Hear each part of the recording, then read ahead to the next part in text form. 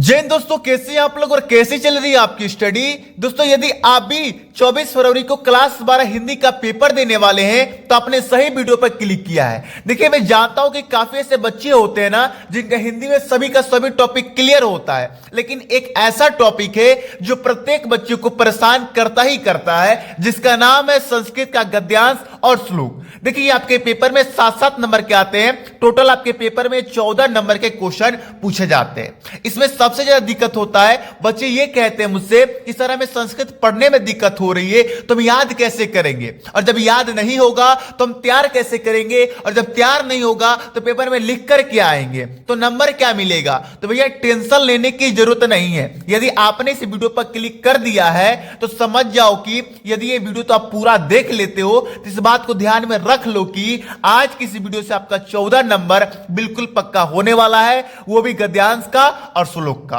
देखिए आज की इस वीडियो में मैं कोई भी इंपॉर्टेंट गद्यांश, कोई इंपॉर्टेंट श्लोक नहीं बताऊंगा। आज की इस वीडियो में सबसे आसान और सबसे अच्छा ट्रिक बताऊंगा। कैसा ट्रिक? जिससे ट्रिक से आप संस्कृत का गद्यांश और श्लोक बढ़िया से करके आ पाओगे और पूरा का पूरा नंबर लेके आओगे, ठीक है ना। देखिए 24 तारीख से पेपर शुरू होने वाला है, आपके हाथ में बिल्कुल समय नहीं है, गिने चुने समय है। इन समय को बर्बाद ना कीजिए, चैनल को सब्सक्राइब करके बेल आइकन दबा दीजिए और इस चैनल से जुड़ जाइए, क्योंकि आप खुद चेकआउट कर सकते हैं, इस चैनल पर इंपॉर्टेंट वीडियो आपको लगातार मिल रही है। तो चलिए शुरू करते हैं। तो ध्यान दीजिए, मेरे पास यहां पर कॉपी भी है और पेपर भी है। इस पेपर में जो इंपॉर्टेंट गद्यांश दिया गया है, संस्कृत का गद्यांश और संस्कृत का श्लोक, उसे मैं खुद यहां पर ट्रिक के साथ सॉल्व करने वाला हूं। और इस ट्रिक को आपको ध्यानपूर्वक देखना है, जिसे आप इस ट्रिक को अपने पेपर में अपना सके। एक बात याद रखिएगा, यदि आप क्लास 10वीं के छात्र हैं तब भी कोई दिक्कत नहीं है, 12वीं के छात्र हैं तब भी कोई दिक्कत नहीं है, लेकिन ये खासकर क्लास 12वीं वालों के लिए, क्योंकि मैं इस चैनल पर सिर्फ 12वीं वालों को ही पढ़ाता हूं, तो खासकर 12वीं वाला ज्यादा ध्यान दीजिएगा, ठीक है ना। अब देखिए पेपर में ये भी 7 नंबर का आता है, संस्कृत का गद्यांश और संस्कृत का श्लोक भी 7 नंबर का, टोटल 14 नंबर। चलिए सबसे पहले हम गद्यांश को देखते हैं कि संस्कृत के गद्यांश को हल कैसे करना है, सॉल्व कैसे करना है, वो भी बिना पढ़े, बिना याद किए और बिना तैयार किए, ठीक है ना। चलिए ये देखिए मेरे पास एक पेपर है जो 2024 का पेपर है, ठीक है ना। अब ये 2025 का पेपर तो मिलेगा नहीं, अब जितना यूट्यूब पर मिल रहा है वो सब भैया फेक है। तो ये तो 2024 का पेपर है, इसमें देखिए संस्कृत का गद्यांश दिया होगा। इस संस्कृत का गद्यांश को हम सॉल्व करते हैं। ये देखिए दिए गए संस्कृत गद्यांश में से किसी एक का संदर्भ हिंदी में अनुवाद कीजिए। 2 दिया जाएगा संस्कृत गद्यांश, उसमें से एक को सॉल्व करना होता है। क्या करना होता है? संदर्भ लिखना होता है और हिंदी में अनुवाद करना होता है। तो देखिए संदर्भ लिखने का 2 नंबर, अनुवाद करने का 5 नंबर मिलता है, टोटल 7 नंबर होता है। ये सिर्फ हम अभी हम गद्यांश का बात कर रहे हैं भाई, श्लोक का बाद में बात करेंगे, ठीक है ना। चलिए तब आपको कैसे करना है वो थोड़ा ध्यान दीजिएगा। मैं एग्जाम्पल के तौर पे मैं इस गद्यांश को करने वाला हूं, और मानिए कि मुझे कुछ नहीं आता तब भी इस गद्यांश को करके दिखाऊंगा। ध्यान दो कैसे। सबसे पहले तो क्वेश्चन नंबर ये क्या है? 8वां का क। तो सबसे पहले हम हेडिंग डालेंगे प्रश्नोत्तर संख्या 8वां का क, और यहां पर अंडरलाइन कर देंगे और बगल में स्टार बना देंगे, डायरेक्ट ऐसे स्टार। आपको यही स्टार बनाना है, ये वाला स्टार बनाने की गलती मत कीजिएगा। मैं प्रत्येक वीडियो में बताता हूं कि ये वाला स्टार काफी बच्चे बनाते हैं, ये वाला स्टार आपको अपने कॉपी में नहीं बनाना है, इस बात को याद रखिएगा। ये वाला स्टार जरूर बना दीजिएगा जिससे आपका कॉपी बढ़िया से दिखने में लगेगा, ठीक है ना। और बढ़िया से दिखाने के लिए एक तरफ का ब्लैक से बना दीजिएगा, एक तरफ से ब्लू का बना दीजिएगा, और ये पूरा का पूरा ब्लैक से लिखिएगा। आपको अपने कॉपी में ब्लैक और ब्लू के अलावा और कोई पेन यूज नहीं करना है। अब ध्यान दीजिए, अब हमने हेडिंग तो डाल दिया, क्वेश्चन नंबर करना क्या भैया? संदर्भ लिखना और हिंदी में अनुवाद करना है। तो सबसे पहले संदर्भ लिखेंगे, ऐसे ड्रे का ब्लैक पेन से संदर्भ हेडिंग डालिएगा, अंडरलाइन कीजिएगा और बराबर का चिन्ह दे दीजिएगा। अब आपको लिखना है कि प्रस्तुत संस्कृत गद्यांश हमारे हिंदी पाठ्य पुस्तक के संस्कृत खंड में उपस्थित संस्कृत भाषाएं महोत्तम से लिया गया है। ये वाला लाइन हटा दीजिए, संस्कृत भाषाएं महोत्तम हटा दीजिए, ये आपको अभी भूल जाइए। जो ब्लू पेन से मैंने लिखा है यहां से लेकर यहां तक, इसको याद कर लो, क्योंकि सारे के सारे गद्यांश में कोई भी गद्यांश आ जाए उसमें आपको यही लिखना है। ये जो मैंने लिखा है ये इस चैप्टर का नाम लिखा है, जिस चैप्टर से ये गद्यांश लिया गया है, जिस चैप्टर से ये गद्यांश आया है, उस चैप्टर का मैंने यहां पर नाम लिखा है। अब आपको कि सर यही तो दिक्कत है, हमें पहचानने ही नहीं आएगा कि वो किस चैप्टर से लिया गया है। तो भैया मैं बताता हूं ना, अब आपको कैसे करना है ध्यान दीजिए। आपको अपने गद्यांश में कॉमन बातें देखना है। कॉमन बातें मतलब ऐसा कौन सा शब्द है जो बार बार आ रहा है, जो बार बार आ रहा है, बार बार मतलब उसमें आ रहा है। तो यहां पर जब आप ध्यान से देखोगे तो संस्कृत बार बार आ रहा है, संस्कृत यहां पर भी आया, फिर संस्कृत देखो यहां पर भी आया, यहां पर भी आया, यहां पर भी आया। तो मतलब ये जो संस्कृत शब्द है ये बार बार आ रहा है। तो आप यहां पर अगर इससे चैप्टर का पूरा नाम याद है तो आप लिख सकते हो, नहीं तो सिर्फ संस्कृत भी लिख दो, काम चल जाएगा। ठीक, अब आपको मैं बताता हूं कि अगर मानिए कि कोई हमें पहचानने ना आया, जैसे मैं बता रहा हूं ऐसे भी मान जाओ पहचानने नहीं आया, तब क्या करेंगे सर? क्या ये ब्लू पेन वाला जो आप लिखो ये सिर्फ लिख कर छोड़ देंगे, ये यहां पर कुछ नहीं लिखेंगे? नहीं भैया, लिखना है। बस आप इसी चैप्टर का नाम याद कर लो, संस्कृत भाषा महत्तम, भले कोई भी चैप्टर से लिया गया होगा, ये लिख देना। अब आपको सर ये गलती नहीं होगा क्या? गलती होगा। अब आप सोचो यहां पर आप कुछ लिख के नहीं आते तो क्या आपको नंबर मिलता? नहीं मिलता। लेकिन आप लिख के आ रहे हो तो कुछ ना कुछ नंबर मिलेगा और गारंटी के साथ मिलेगा, ठीक है ना? तो हाँ, अगर आप बस यही लिख रहे हो तो ये ब्लैक पेन से मत लिखना, ब्लू पेन से ही लिखना। अगर आपको एग्जैक्टली एकदम आपका 100% फिक्स हो कि हाँ इसी चैप्टर से लिया गया है, तब आप ब्लैक पेन से लिखना, नहीं तो ब्लू पेन से लिखना। लिख देना कि प्रस्तुत संस्कृत गद्यांश हमारे हिंदी पाठ्य पुस्तक के संस्कृत खंड में उपस्थित संस्कृत भाषाएं महत्तम से लिया गया। इतना कर लोगे तो आपका यहां से 2 नंबर क्लियर। कोई भी गद्यांश आ जाए आपको यही लिखकर आना है, इस बात को याद कर लो और इस ट्रिक को याद कर लो, हो जाएगा। चलिए अब अनुवाद करना है। अनुवाद का सबसे आसान ट्रिक बता रहा हूं भैया। अब आप कहोगे सर संस्कृत पढ़ने नहीं आ रहा है तो अनुवाद कहां से हो जाएगा? होगा ना, कैसे होगा ध्यान दो। अरे आपको थोड़ा बहुत भी पढ़ने आ रहा है ना, संस्कृत साहित्य आदि कवि वाल्मीकि महर्षि व्यास, इतना भी पढ़ने आ रहा है ना। अब अनुवाद कैसे करना है वो ध्यान दीजिए।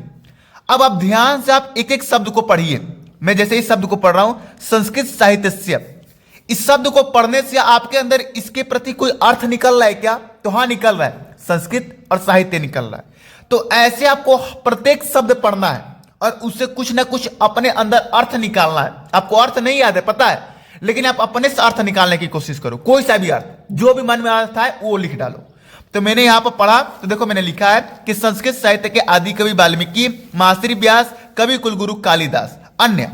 अगर मान जाओ बहुत ऐसे शब्द हैं जो आपको पढ़ने के बाद भी आपके मन में उसकी भावना ना उत्पन्न हो रही है, उसका अर्थ ना उत्पन्न हो रहा है, तो वही लिख डालो। जैसे ये मैंने पढ़ा भास भारवी भाव, ये मुझे पढ़ने पर इसका मतलब अर्थ मुझे मतलब अंदर से ना पता चला, तो मैंने यही लिख दिया। देख लो भास भार भाव, और ये भी वही लिख दिया मैंने।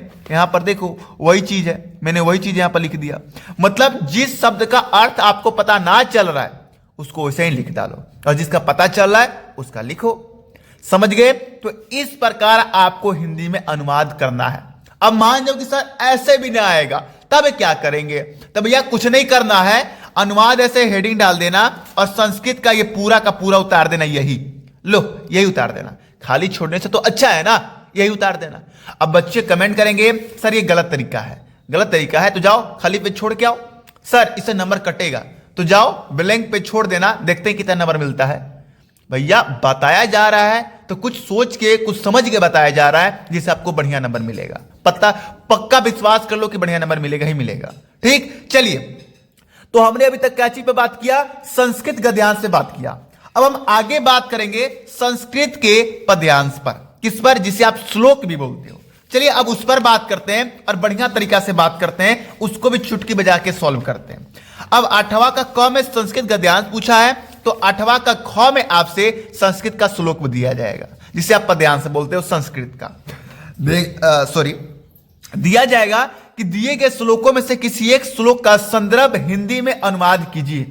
अतः इसमें 2 श्लोक दिया जाएगा, किसी एक श्लोक का अर्थ लिखकर उसका क्या करना, संदर्भ लिखकर उसको क्या करना होगा? हिंदी में अनुवाद करना होगा, यानी कि सेम कार्य करना है। तो सेम ट्रिक लगेगा। कैसे? ध्यान दो। हमने हेडिंग डाला प्रश्नोत्तर संख्या 8वां का ख, फिर संदर्भ हेडिंग डाला। अब संदर्भ में वही चीज लिखूंगा, बस चेंजिंग क्या होगा? वहां पर यहां पर गद्यांश था, यहां पर क्या हो जाएगा? पद्यांश हो जाएगा। तो प्रस्तुत संस्कृत पद्यांश हमारे हिंदी पाठ्य पुस्तक के संस्कृत खंड में उपस्थित नामक पाठ से लिया गया। अब इस ब्लैंक में क्या भरा आएगा वो थोड़ा ध्यान से समझ लीजिए। यदि आपको पता चल जाएगा कि ये श्लोक किस चैप्टर से लिया गया है, तो चैप्टर का नाम लिख दो। अगर नहीं पता चल रहा है तो कोई भी एक चैप्टर का नाम याद कर लो, उसे ही लिख देना। जैसे कि जिमुत वाहन, इस चैप्टर को याद कर लो, भले ना पता चले कि किस चैप्टर से लिया गया, तो यही चैप्टर का नाम लिख देना। ठीक, ब्लू पेन से ही लिखना, रेड पेन से या ब्लैक पेन से नहीं, ब्लू पेन से ही लिखना। अगर एग्जैक्टली 100% श्योर हो कि हाँ ये इसी चैप्टर से लिया गया है, तब ब्लैक पेन से लिखना। समझ रहे मेरी बात को? तो यदि ऐसे करके आते हो तो 2 नंबर की गारंटी है, ये आपको मिल ही जाएगा। क्लियर है ना? चलिए अब बात करेंगे मेरे भाई सबसे आखिरी और सबसे इंपॉर्टेंट बात, अनुवाद की। तो जैसे अनुवाद आप संस्कृत के गद्यांश में कर रहे थे, उसी तरह आपको अनुवाद संस्कृत के श्लोक में भी करना है। अगर मान लीजिए कि नहीं करने आ रहा है आपको अनुवाद, तो भैया वही उतार देना। एक बात याद रखना, खाली मत छोड़ना, नहीं तो पछताना पड़ जाएगा।